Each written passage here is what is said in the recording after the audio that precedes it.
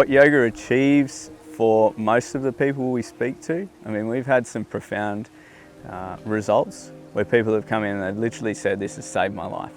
Like they're on the brink of giving up, checking out. And after a few weeks of practice, their whole perspective has changed. So it's about sticking at it.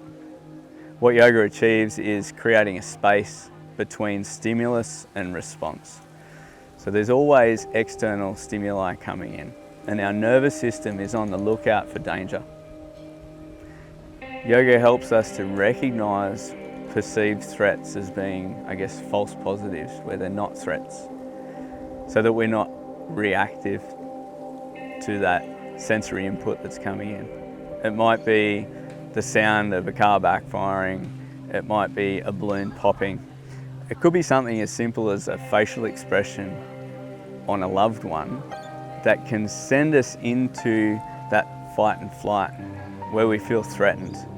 And it might not be cognitive, we might not be thinking about it as that person's threatening me.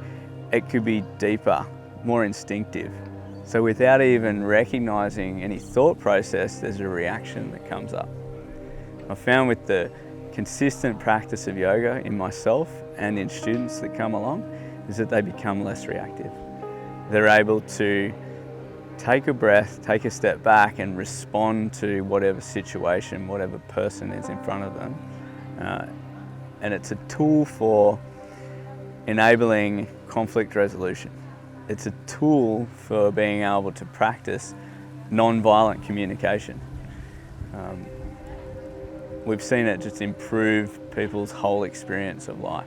When I joined Frontline Yoga, I had zero experience with military or police. After this training, I'm so ready to bring more yoga, to do more things. I have a better understanding of that culture, but also a better understanding of what I can bring and how welcome that might be and how needed. I feel part of the family. I'm learning the language now. I'm teaching them yoga, they're teaching me army talk, which is good. It's giving me a better understanding of the audience that we're going to have, the students that we're going to have in our classes, and why Frontline Yoga exists and what we can bring. So I'm really ready to do more. I had the privilege to teach one of the first classes in this teacher training and to get to know them. Very first day they arrived to Byron Bay, and probably they didn't know exactly what was going to happen. Some knowledge of yoga, some knowledge of meditation, but they were raw and ready. And seeing them now doing their first class to the public and their assessments and the way they're teaching, I think they're embodying what yoga is and showing what that yoga is, even if they might still be a little bit apprehensive or trying to keep that tough facade and that tough outside. I know that the seeds are planted there, and I know that they're going to get out of here and become really good yoga teachers and help out so many people with that. Yes, we're very honored to partnership with Frontline Yoga for the first time, and I think everything went so smooth and amazing. It's a great group of people who really, throughout all these weeks, they've learned, I believe, so much that they can bring so much out there to the public and to others. The process was smooth, and we really integrated with everyone very well here, so they've been welcomed with them.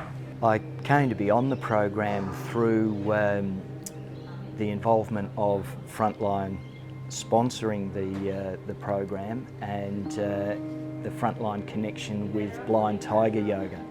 Blind Tiger Yoga, Tristan and the crew down in Victoria work very closely with the Code 9 Foundation, which is the organisation that I'm with, which is represents an informal peer-to-peer support program and network for first responders from police, fire, ambulance and the emergency call taking system. Honestly, mate, I didn't really know what to expect. There was a bit of pre-course material.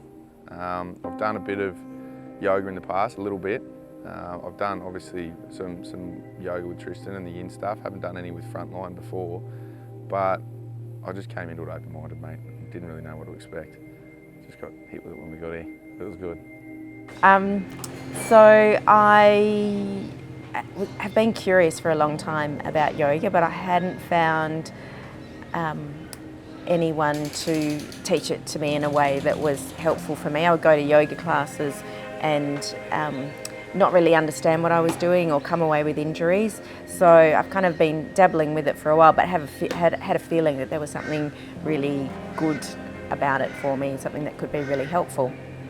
And so when I met Chris and I heard about the program, and I had a taste of his knowledge of the nervous system, physiology, mental health, I thought that'd be the place for me to find out more. I had a bit of experience with participating in classes, but not actually from a teacher's perspective. But I think we delved quite deeply into all aspects of yoga, which was quite good. There's so many different types. I was really unaware of how many types there is, and how deep the actual knowledge can be if you really want to get into it. So I think we got exposed to that quite a bit over the last 2 weeks, and yeah, it was a big eye-opener for me, really.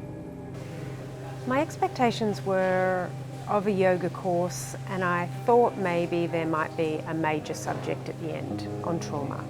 But I was really surprised, happily surprised, that it has been a thread throughout the entire course. And I was also surprised at the depth of the knowledge that our teachers knew and brought to the course. Anatomy and physiology and all the science-based elements to yoga that I find crucial when learning about something new. You know, you sort of realise how far this can actually go within the veteran community and even within defence as well. I think it's pretty important for people to learn how to, I guess, help regulate their emotions through different techniques other than medication. Yeah, realise that there is another way and there is other people who are pushing the limits, I guess, and yeah, trying to do something a little bit different. Well, the reason I know of Frontline in the first place is Chris was my mentor first time I ever did teacher training, and I've always wanted to teach to sort of the fringe community rather than mainstream yogis. I work as a drug and alcohol, frontline drug and alcohol worker, so out in the community rather than in an office. And Chris suggested that this would be appropriate for my line of work and also for colleagues, so to be bringing yoga to the hospital workers as well as clients, because I do already have a practice with clients, so perfect. So obviously we, as one of the Swiss 8 members, I don't condone or push or recommend any particular things that I wouldn't do myself or haven't tried or implemented. So to come on a course and do yoga first-hand experience, that was something that then we can go and I can feel good and say, yes, I believe this is right, or no, I don't. It was really good. It was technical, but we also had instructors who come out and did some functional training. So I applied the yoga to functional movement and just getting people moving better, learning how to correct postures and make them applicable to life as well, not just in the yoga room, but applying those movements to movements just like sitting there all day or getting up. And as we get older, we need to explore these things, and we're going to have people with injuries, so knowing how to manage those injuries, alter postures so everyone can do the posture, not just the people that can stick their foot over their head. We make it so we have techniques to use props so everyone can join in at the same level.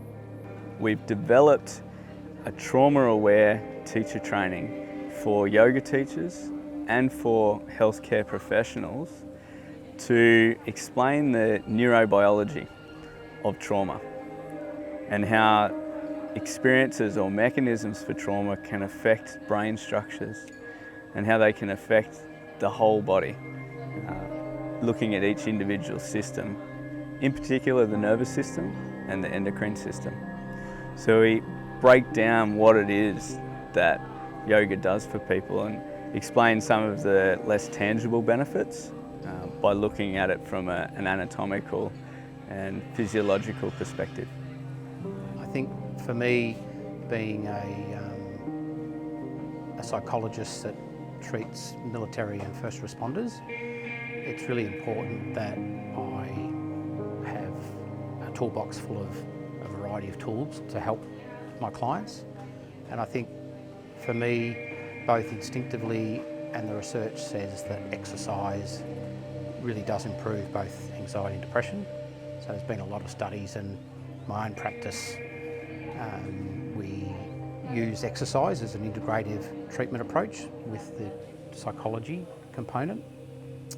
So I think for me, the catalyst to looking at yoga, I was over in the United States last year, and I visited a couple of organisations, both the Wounded Warriors, and it was clear that yoga was really helpful to a lot of veterans.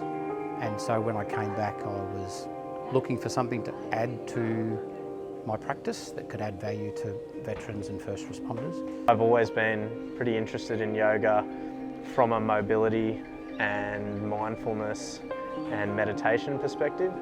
I'd try to avoid calling it yoga, funnily enough, because I think if you can sell it as mobility, if you can sell it as mindset, then you can attract a group of people that probably need it more than the people that actually care about the word yoga, you know? Well, it's been about 4 years since my physical injuries and my final mental health issues peaked, and in that time I found I was struggling to draw focus, to keep focus, to have direction. And I think the key thing that I was able to take out of the various yoga classes that I was doing was the capacity to be in the now, to use some of the phrasing, to actually be present and not worry about all of the extraneous issues that are going on, things that you can't control, whereas right now I can control my rate of breath, I can control how I feel. I'm able to use the techniques that I've learned from yoga, not just to work with my body, but to help work with my mind, be able to draw that nice balance, that calm that I'd been lacking. It's been just as busy as I expected, but it's probably involved some discussions that I didn't think I would have here with a bunch of people that I never thought I would meet. So it's been eye-opening on one side, but quite pleasant, I guess, on the other side, to be able to interact with in an environment that, you know, promotes honesty, and background probably isn't nearly as important as what you want to do moving forward. Yeah, so it's been good, really, yeah. It's been really hard in all the right ways, I'll say. Definitely challenges that I wouldn't have expected, but that's the whole point of challenges. You know, if I could predetermine them, I'd have it sorted before I got here. So really good to see that, because when I consider the demographic I'm teaching to, I need to be ready for that sort of stuff. So I need to know who I am before I can even start to consider holding a space for people who might be vulnerable or might be resistant. So did I get what I wanted from the program? Yes, definitely. My knowledge of yoga has increased more than I would have thought possible in such a short space of time. It's been a really intensive program, but yeah, I've gone from little practical knowledge of yoga other than kind of getting to classes and what I'd read, to now being able to teach a program and understand what I'm doing and why, and the philosophy of yoga has been really helpful as well. I think during this course it has shaped my perspective on yoga into a deeper understanding of the Eastern practices and how they are still relevant to us in Western society today. It's also really deepened my knowledge and my skill set, but also deepened my understanding about how important yoga is for mental health and what a quick and short, sharp and shiny impact yoga can make on one's day-to-day health. To be honest, I had more apprehensions than expectations coming on the course, with a lot of veterans trying a health modality that they're not really used to. I had more apprehensions about how they would take to the information, how they would take to the teachings, etc. So I really had no expectations, but the outcome's been fantastic. But at the end of the day, they're people, and they're the reason I'm doing this, because they want to have that same opportunities. They want to live a full life. They want to have full health. And if I can bring that, it doesn't really matter what areas of life they come from. But it's interesting. Yes, it is a little bit challenging. There's some strong personalities. And I think the background and the training and what they've experienced, it does shape how they behave or how they perceive their environment. I'm assuming how they perceived me as a yoga teacher, not a very big, scary woman. But that's a good contrast. I think I could bring a softer side or a softer approach to a more aggressive or stronger audience, and it's workout. And I believe that Frontline Yoga can share what we can offer as well as a center and as a practice, and where it actually takes you. So yes. Tell your friends about it. Tell your colleagues. So if you've had a positive experience with yoga, it's no good keeping that to yourself. Our driving force is recognising the benefits of our yoga practice and how that supports overall health and well-being, and just wanting to share that with other people. So that's the primary motivation for us coming together, and the network of teachers that volunteer with us. They're not volunteers because they've got nothing else to do. They have specialised skills in facilitating yoga for frontline professionals, and they've conducted so many courses, hours and hours of training, so that they can provide the best possible experience. And I've got a lot of respect for all the teachers that work with us. They're highly skilled.